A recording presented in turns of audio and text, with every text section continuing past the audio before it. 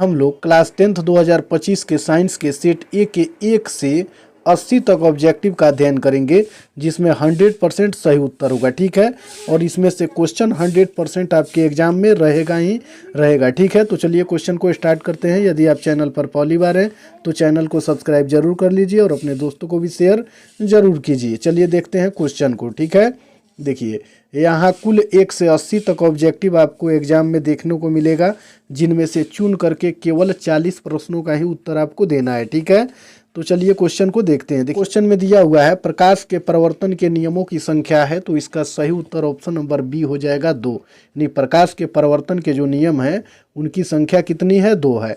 चलिए फिर 2 number question को देखेंगे।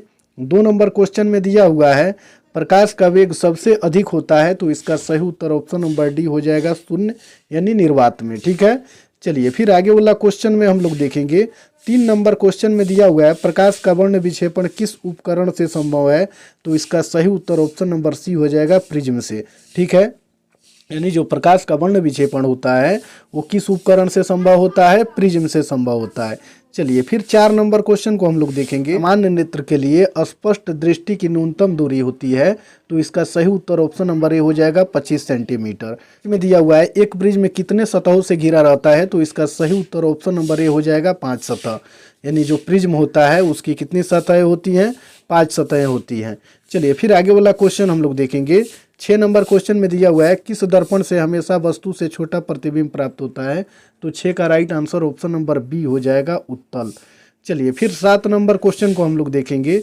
7 नंबर क्वेश्चन में दिया हुआ है विद्युत विभव है, तो इसका सही उत्तर ऑप्शन नंबर ए हो जाएगा अदिश राशि। नंबर क्वेश्चन को देखेंगे। साइड मिरर के रूप में प्रयुक्त होता है, तो इसका सही उत्तर ऑप्शन नंबर ए हो जाएगा उत्तल दर्पण।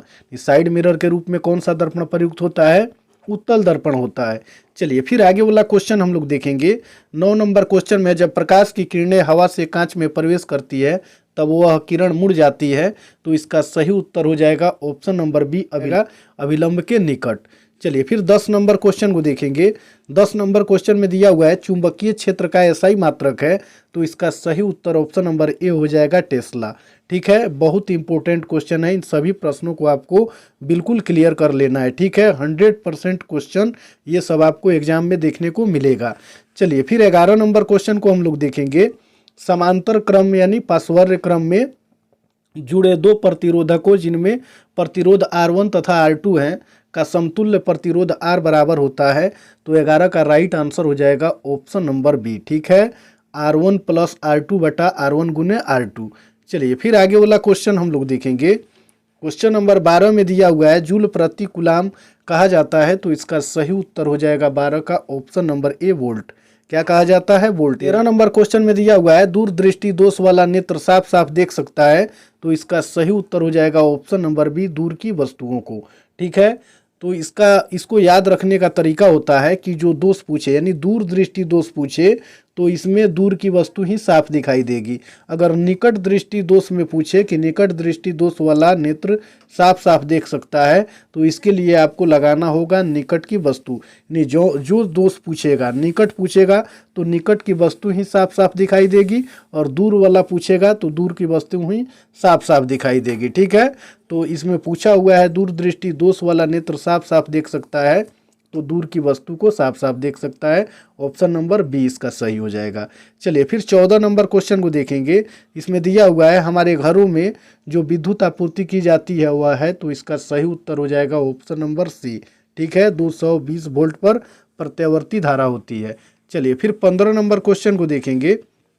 15 नंबर क्वेश्चन में दिया हुआ है लघु पतन के समय विद्युत धारा का मान, तो इसका सही उत्तर हो जाएगा ऑप्शन नंबर सी बहुत अधिक हो जाता है। लघु पतन के समय विद्युत धारा का मान क्या हो जाता है? बढ़ जाता है, अधिक हो जाता है। इसलिए तो तार गल करके क्या होने लगते हैं? गिरने लगते हैं, तारों में आग लग जाती है।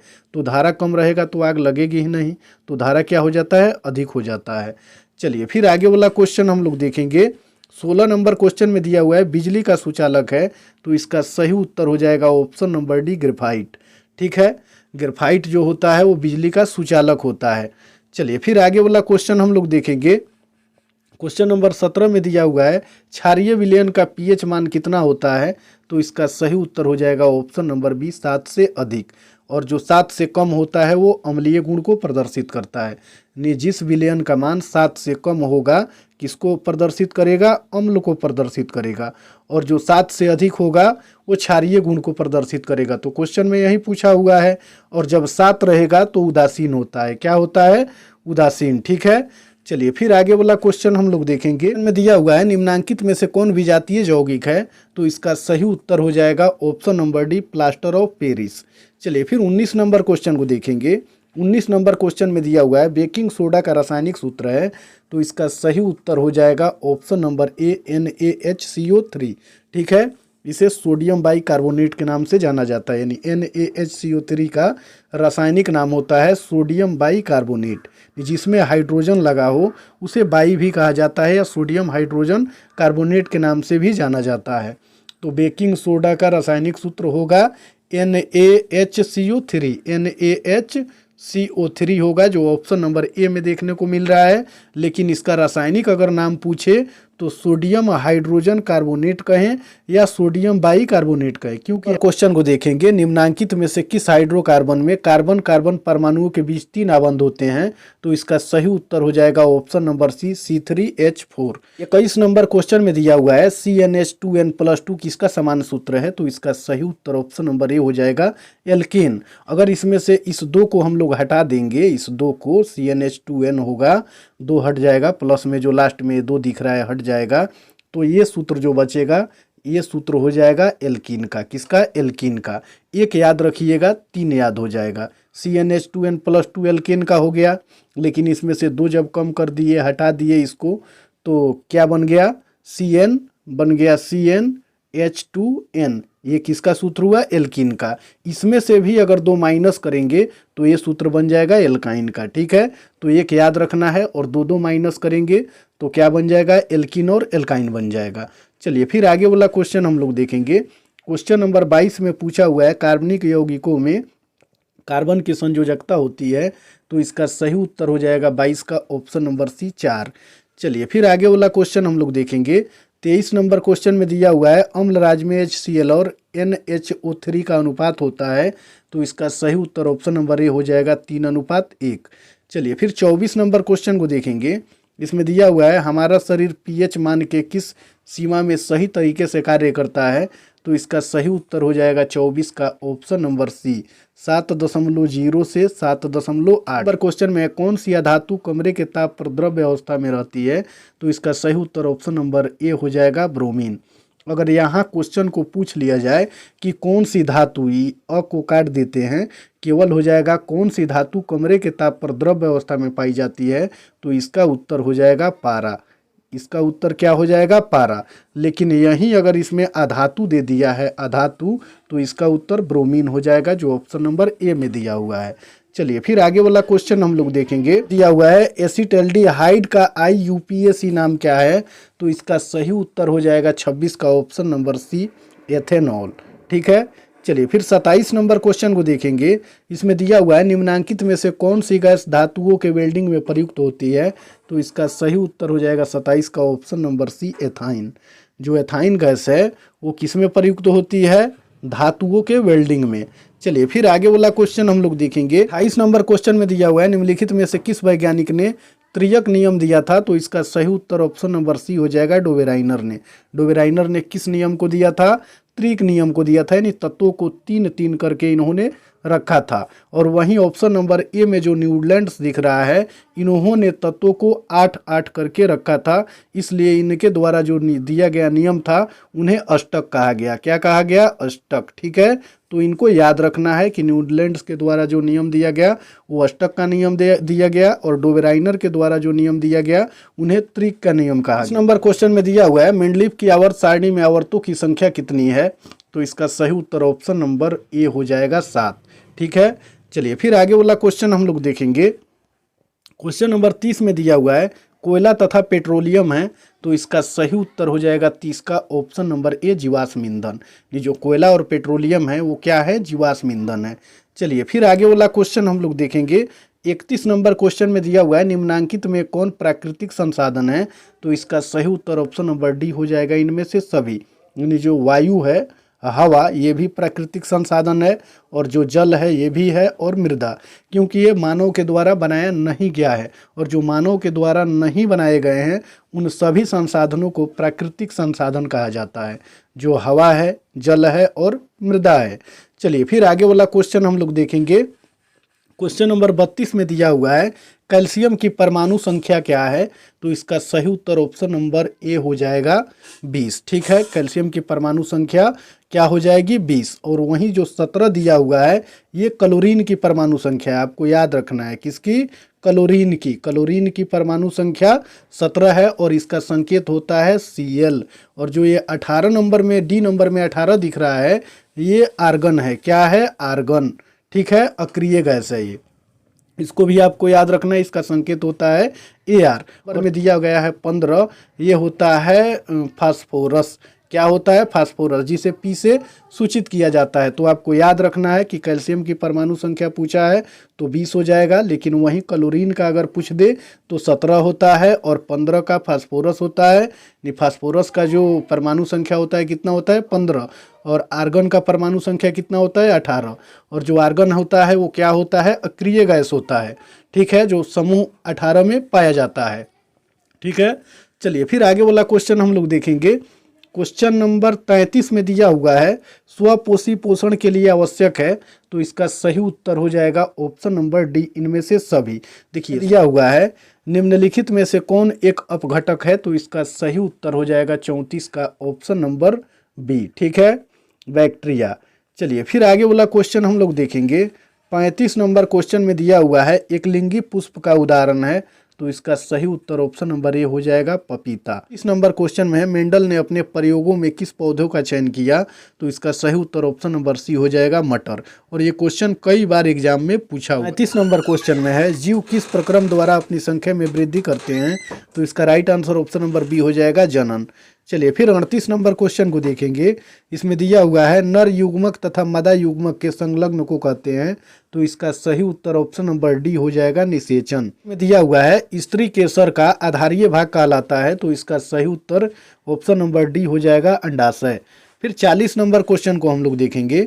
40 नंबर क्वेश्चन में दिया हुआ है कौन सा रक्त समूह सभी समूहों से रक्त ले सकता है, तो इसका सही उत्तर हो जाएगा 40 का ऑप्शन नंबर ए। ठीक है, ए बी। 41 में दिया हुआ है मेंडल का प्रथम नियम क्या है, तो इसका सही उत्तर हो जाएगा 41 का ऑप्शन नंबर बी, पृथ्वीकरण का नियम। यानी मेंडल का जो प्रथम नियम था वो पृथ्वीकरण का ही नियम था। चलिए फिर 42 नंबर क्वेश्चन को हम लोग देखेंगे। इसमें दिया हुआ है निम्नांकित में से कौन पुनरुद्भवन का उदाहरण है, तो इसका सही उत्तर हो जाएगा 42 का ऑप्शन नंबर बी हाइड्रा। चलिए फिर आगे वाला क्वेश्चन हम लोग देखेंगे। 43 नंबर क्वेश्चन में दिया हुआ है गर्भपात की सुरक्षित अवधि कितनी है, तो इसका सही उत्तर हो जाएगा 43 का ऑप्शन नंबर बी 6 महीने के भीतर। पर क्वेश्चन को देखेंगे भागते या दौड़ते समय कौन सा हार्मोन सक्रिय होता है, तो 44 का सही उत्तर ऑप्शन नंबर सी हो जाएगा इंसुलिन। चलिए फिर आगे वाला क्वेश्चन हम लोग देखेंगे। क्वेश्चन नंबर 45 में दिया हुआ है मास्टर ग्रंथि किसे कहा जाता है, तो 45 का सही उत्तर ऑप्शन नंबर बी हो जाएगा पिट्यूटरी ग्रंथि को। चलिए फिर 46 नंबर क्वेश्चन में दिया हुआ है पादप हार्मोन का उदाहरण है, तो इसका सही उत्तर हो जाएगा ऑप्शन नंबर ए ऑक्सिन। चलिए फिर आगे वाला क्वेश्चन हम लोग देखेंगे। 47 नंबर क्वेश्चन में दिया हुआ है निम्न में से कौन सा एंजाइम लार में पाया जाता है, तो इसका सही उत्तर हो जाएगा ऑप्शन नंबर बी। ठीक है, टाइलिन। चलिए फिर आगे वाला क्वेश्चन हम लोग देखेंगे। 48 नंबर क्वेश्चन में दिया हुआ है निम्न में से कौन सा प्रभावी गुण है, तो 48 का सही उत्तर ऑप्शन नंबर ए हो जाएगा लंबा। चलिए फिर आगे वाला क्वेश्चन हम क्वेश्चन में दिया हुआ है लेंस का सूत्र है, तो इसका सही उत्तर ऑप्शन नंबर ए हो जाएगा 1/v + 1/u = 1/f। चलिए फिर आगे वाला क्वेश्चन हम लोग देखेंगे। 50 नंबर क्वेश्चन में दिया हुआ है द्विअवतल लेंस को कहा जाता है, तो इसका सही उत्तर हो जाएगा 50 का ऑप्शन नंबर ए अपसारी लेंस। क्वेश्चन में हम लोग देखेंगे उत्तल लेंस की क्षमता होती है, तो इसका सही उत्तर ऑप्शन नंबर ए हो जाएगा धनात्मक। चलिए फिर आगे वाला क्वेश्चन हम लोग देखेंगे। 52 नंबर क्वेश्चन में दिया हुआ है प्रकाश के अपवर्तन के कितने नियम हैं, तो इसका सही उत्तर ऑप्शन नंबर सी हो जाएगा 2। चलिए फिर 53 नंबर क्वेश्चन को हम लोग देखेंगे। इसमें दिया हुआ है कौन रंग खतरे के सिग्नल में उपयोग होता है, तो इसका सही उत्तर हो जाएगा 53 का ऑप्शन नंबर सी। ठीक है, लाल। चलिए फिर आगे वाला क्वेश्चन हम लोग देखेंगे। 54 नंबर क्वेश्चन में है विद्युतमय तार सामान्यतः होता है, तो इसका सही उत्तर हो जाएगा 54 का ऑप्शन नंबर बी, लाल रंग का। चलिए नंबर क्वेश्चन में दिया हुआ है विद्युत मोटर परिवर्तित करता है, तो 55 का राइट आंसर हो जाएगा ऑप्शन नंबर बी, विद्युत ऊर्जा को यांत्रिक ऊर्जा में। चलिए फिर 56 नंबर क्वेश्चन को देखेंगे।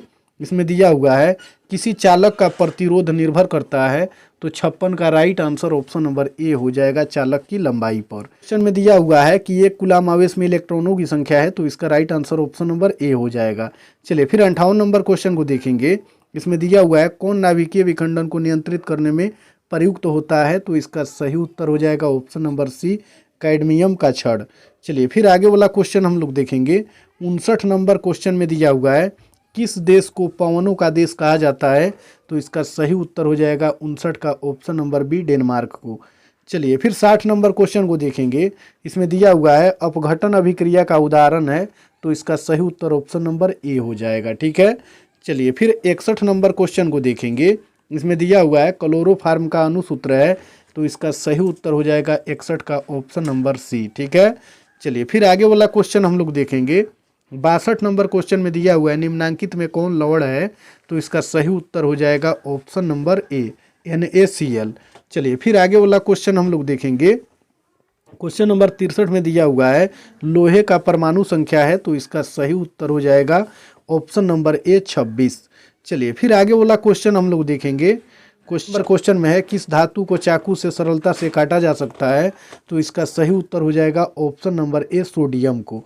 सोडियम जो होता है वो क्षार धातु होता है। कौन सा धातु होता है? क्षार धातु, और पहले ग्रुप में पाया जाता है। समूह एक का ये तत्व होता है सोडियम, और इसे चाकू से आसानी से काटा जा सकता है। यदि ऑप्शन में सोडियम न दिखे तो लिथियम भी जो होता है, लिथियम, वो भी मुलायम होता है। क्या होता है? मुलायम होता है। उसको भी आसानी से चाकू से काटा जा सकता है। पहले ग्रुप का तत्व होता है और इसे क्षार धातु के नाम से जाना जाता है। चलिए फिर आगे वाला क्वेश्चन हम लोग देखेंगे। क्वेश्चन नंबर 65 में दिया हुआ है हेमाटाइट निम्नलिखित में से किस धातु का अयस्क है, तो इसका सही उत्तर ऑप्शन नंबर बी हो जाएगा, लोहा का। चलिए फिर आगे वाला क्वेश्चन हम लोग देखेंगे। क्वेश्चन नंबर 66 में दिया हुआ है धातु के ऑक्साइड होते हैं, तो इसका सही उत्तर ऑप्शन नंबर ए हो जाएगा, क्षारीय। धातु के ऑक्साइड क्षारीय होते हैं और अधातु के ऑक्साइड क्या होते हैं? अम्लीय होते हैं। हम लोग देखेंगे क्वेश्चन नंबर 67 में दिया हुआ है सरलतम हाइड्रोकार्बन है, तो इसका सही उत्तर हो जाएगा option number A, methane. Methane जो है वो क्या है? सरलतम हाइड्रोकार्बन है। दिया हुआ है दही में कौन सा अम्ल पाया जाता है, तो इसका सही उत्तर ऑप्शन नंबर बी हो जाएगा, लैक्टिक अम्ल। चलिए फिर आगे वाला क्वेश्चन हम लोग देखेंगे। क्वेश्चन नंबर 69 में दिया हुआ है रबड़ एक बहुलक है, तो इसका सही उत्तर हो जाएगा 69 का ऑप्शन नंबर डी। ठीक है, आइसोप्रीन का। नंबर क्वेश्चन को देखेंगे। कार्बन के अपर रूप है, तो इसका सही उत्तर हो जाएगा ऑप्शन नंबर डी, इनमें से सभी। यानी कार्बन के अपर रूप हीरा, ग्रेफाइट और फुलेरिन, ये तीनों हैं। चलिए फिर आगे वाला क्वेश्चन हम लोग देखेंगे। 71 नंबर क्वेश्चन में है मनुष्य में गुण सूत्रों की संख्या होती है, तो इसका सही उत्तर हो जाएगा ऑप्शन नंबर सी, 46। कितनी होती है? 46, क्योंकि इसमें जोड़ा नहीं पूछा है। अगर क्वेश्चन में जोड़ा पूछता तो फिर 23 जोड़ा होता। कितना जोड़ा होता?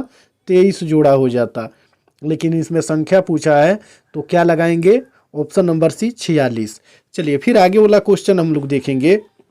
72 नंबर क्वेश्चन में है निम्नलिखित में से कौन उत्सर्जी अंग है, तो इसका सही उत्तर हो जाएगा ऑप्शन नंबर बी, ब्रिक। चलिए फिर 73 नंबर क्वेश्चन को देखेंगे। ब्रिक की रचनात्मक एवं क्रियात्मक इकाई है, तो इसका सही उत्तर हो जाएगा 73 का ऑप्शन नंबर बी, नेफ्रॉन। चलिए फिर आगे वाला क्वेश्चन हम लोग देखेंगे। 74 नंबर क्वेश्चन में दिया हुआ है पाचन क्रिया पूर्ण होती है, तो इसका सही उत्तर ऑप्शन नंबर सी हो जाएगा, छोटी आंत में। नंबर क्वेश्चन में है उच्च रक्तचाप कहलाता है, तो इसका सही उत्तर ऑप्शन नंबर ए हो जाएगा, हाइपरटेंशन। चलिए फिर 76 नंबर क्वेश्चन को देखेंगे। एंड्रोजन है, तो इसका सही उत्तर हो जाएगा ऑप्शन नंबर ए, नर हार्मोन। 77 नंबर क्वेश्चन को फिर हम लोग देखेंगे। इसमें दिया हुआ है सबसे छोटी अंतःस्रावी ग्रंथि है, तो 77 का right answer option number D हो जाएगा, टेस्टिस। चलिए फिर आगे वाला क्वेश्चन हम लोग देखेंगे। 78 नंबर क्वेश्चन में पुरुष का मैथुन अंग है, तो इसका सही उत्तर ऑप्शन नंबर डी हो जाएगा, सीसन। चलिए फिर आगे वाला क्वेश्चन हम लोग देखेंगे। इसका वैज्ञानिक नाम है, तो इसका सही उत्तर हो जाएगा ऑप्शन नंबर बी, होमोसेपियंस। चलिए फिर आगे वाला क्वेश्चन हम लोग देखेंगे। 80 नंबर क्वेश्चन में दिया हुआ है बीज पत्र का कार्य है, तो इसका सही उत्तर ऑप्शन नंबर ए हो जाएगा सुरक्षा। अब इसमें हम लोग लघु उत्तरीय प्रश्नों को देख लेते हैं, ठीक है। इन सभी प्रश्नों को आपको कंप्लीट करके जाना है, जिसमें इसमें देख लेते हैं। इसमें सबसे पहले आपको भौतिक विज्ञान का क्वेश्चन देखने को मिलेगा खंड ब में, जिसमें लघु उत्तरीय क्वेश्चन रहेंगे 1 से 8 तक, और किन्हीं 4 ही प्रश्नों का उत्तर आपको इसमें से देना है। तो अब प्रश्नों को हम लोग देख लेंगे। देखिए क्वेश्चन नंबर 1 में है उत्तल लेंस को आभासी प्रतिबिंब का बनना किरण आरेख द्वारा दिखाएं। और फिर 2 नंबर क्वेश्चन में है गोलीय दर्पण की वक्रता त्रिज्या 20 cm है, इसका फोकसांतर क्या होगा। तो देखिए जब गोलीय दर्पण की वक्रता त्रिज्या 20 सेंटीमीटर दिया हुआ है तो आर को ही तो बोला जाता है। आर बराबर कितना है, प्लस 20 सेंटीमीटर। अब फोकस पूछ रहा है तो फोकस मतलब एफ, यानी एफ बराबर कितना होता है, r/2 होता है। तो यहाँ आर का मान 20 दिया हुआ है और 2 से भाग दे देंगे तो एफ का मान कितना निकल जाएगा, 10 सेंटीमीटर। ठीक है, ये क्वेश्चन तो आपका बन गया। अगला क्वेश्चन हम लोग देखेंगे। क्वेश्चन नंबर 3 में पूछा हुआ है उस दर्पण का नाम बताइए जो किसी वस्तु का सीधा तथा आवर्ती प्रतिबिंब बना सके। इसको भी आपको कंप्लीट कर लेना है। चलिए फिर 4 नंबर क्वेश्चन में पूछा हुआ है सौर ऊर्जा के महत्व को लिखें। 5 नंबर में है ओम के नियम को लिखें। और फिर 6 नंबर क्वेश्चन में दिया हुआ है विद्युत बल्ब में निष्क्रिय गैस क्यों भरी जाती है। और 7 नंबर में है ग्रीन हाउस गैस क्या है। इन सभी प्रश्नों को आप लोगों को कंप्लीट कर लेना है। फिर वोल्ट की परिभाषा को लिखें, तो इसमें से चुन करके ही आपको 4 प्रश्न बनाने थे। अब इसी में फिजिक्स का दीर्घोत्तरीय क्वेश्चन है जो क्वेश्चन नंबर 9 और 10 में देखने को मिलेगा, और उसमें से केवल एक ही प्रश्नों का उत्तर आपको देने होंगे। तो 9 नंबर क्वेश्चन में इंद्रधनुष क्या है, इसका निर्माण कैसे होता है, सचित्र समझाइए। या इसको आप नहीं बना पाते हैं तो फिर 10 नंबर क्वेश्चन आपको बनाने होंगे। विद्युत मोटर का एक स्वच्छ एवं नामांकित आरेख खींचे एवं इसका सिद्धांत तथा क्रियाविधि को स्पष्ट करें। चलिए फिर आगे वाला क्वेश्चन हम लोग देखेंगे। अब आपको मिलेगा रसायन विज्ञान, ठीक है। रसायन विज्ञान का लघु उत्तरीय क्वेश्चन जो 11 से 18 तक देखने को मिलेंगे, और इसमें से चुन करके आपको कितना प्रश्न, 4 ही प्रश्नों का उत्तर देने होंगे। तो इसमें क्वेश्चन नंबर 11 में हम लोग देखेंगे।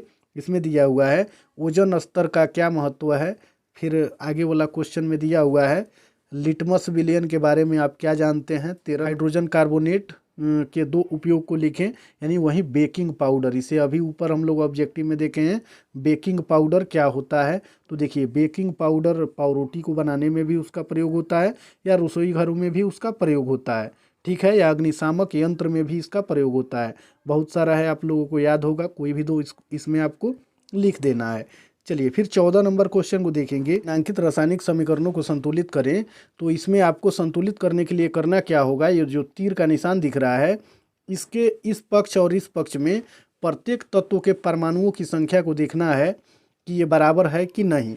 तो इस पक्ष में 1 हाइड्रोजन यहाँ दिख रहा है और हाइड्रोजन 2 इधर, यानी कुल मिला के 3 इस साइड में है और हाइड्रोजन इस साइड में केवल 2 ही दिख रहा है, मतलब ये असंतुलित है। तो इसको आपको करना क्या है, बराबर करना है। यानी यहाँ हाइड्रोजन की संख्या 3 करें या 4 करें या जितना भी करें, यहाँ ऐसा अंक लेना है कि तीर के इस साइड में जितना हाइड्रोजन की संख्या हो फिर उतना ही हाइड्रोजन की संख्या इस साइड में होनी चाहिए, तभी जा करके ये संतुलित होगा। तो पहले देख लेंगे कौन कौन कितना है, उसी के हिसाब से यहाँ हम लोग गिनती के आगे इसके 1 2 3 लगा करके और देखेंगे कि कितना कितना हो रहा है, तब जाके ये संतुलित होगा। क्लास में ये सब आप लोगों को पढ़ाया गया होगा।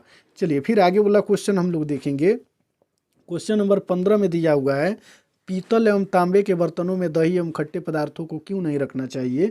तो देखिए इसका उत्तर लिख सकते हैं आप कि पीतल एवं तांबे के बर्तनों में दही एवं खट्टे पदार्थ इसलिए नहीं रखना चाहिए क्योंकि खट्टे पदार्थ पीतल और तांबे के बर्तनों से अभिक्रिया करके विषैले पदार्थ का निर्माण कर लेते हैं।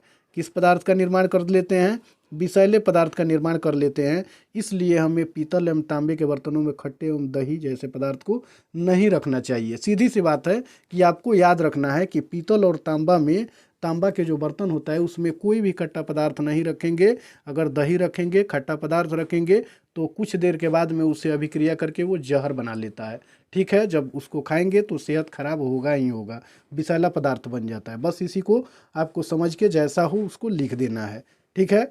चलिए फिर आगे वाला क्वेश्चन हम लोग देखेंगे। 16 नंबर क्वेश्चन में दिया हुआ है समवर्तक क्या है। ये भी क्वेश्चन आपको पढ़ाया गया होगा, ठीक है। कहीं भी पढ़े होंगे, ये भी क्वेश्चन सर ने बहुत अच्छी तरीक़ा से पढ़ाया होगा इसको, ठीक है, बहुत इंपॉर्टेंट है, इसको भी कंप्लीट कर लेना है।